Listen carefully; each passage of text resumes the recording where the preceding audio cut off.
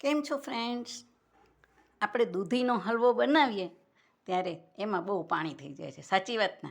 પછી એ પાણીને બાળીએ, કાં તો ગેસ બાળવાનો અથવા તો એ પાણી કાઢી નાખીએ તો એનું ન્યુટ્રિશન ઓછું થઈ જાય. એના કરતાં એક નવો રસ્તો કાઢ્યો છે. જુઓ, આ મોટી દૂધી છે ને, એના 4 ભાગ કરી નાખ્યા છે.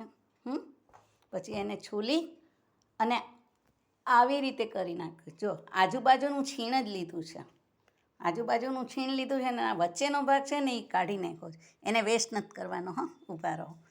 અને પછી આ જે છીણ છે ને જે બન્યું છે આમાં પાણી ઓછું થશે. નોર્મલ હલવામાં જેટલું થાય ને એટલું નહીં થાય. એટલે આપણો જે સામાન્ય હલવો બનાવીએ એવી રીતે બની જશે. અને હા, આ જે પાર્ટ નીકળે ને, આ પાર્ટને રસ કાઢી અને એનાથી પરોઠા બની શકે, મૂઠિયા બની શકે, એનો જ્યુસ કાઢીને દૂધીનો રસ પણ પી શકાય લીંબુ નાખીને. પછી આવું આમ ક્રશ કરતાં કરતાં જ્યારે આવા નાના નાના બી નીકળી જાય, ખબર છે, એને પાણીમાં નાખી દેવાના.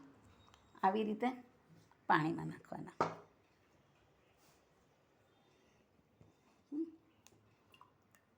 હવે આમાં જે બી તમે 15-20 મિનિટ રાખશો ને તો જે બી નીચે બેસી જશે ને એ બી સારા બી કહેવાય.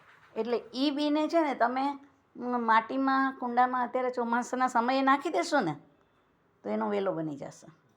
એટલે એનો પણ ઉપયોગ થઈ ગયો. અથવા એ બી કાચા પણ ખાઈ શકાય. બહુ ઇન્ટેલિજન્ટ બનાવે.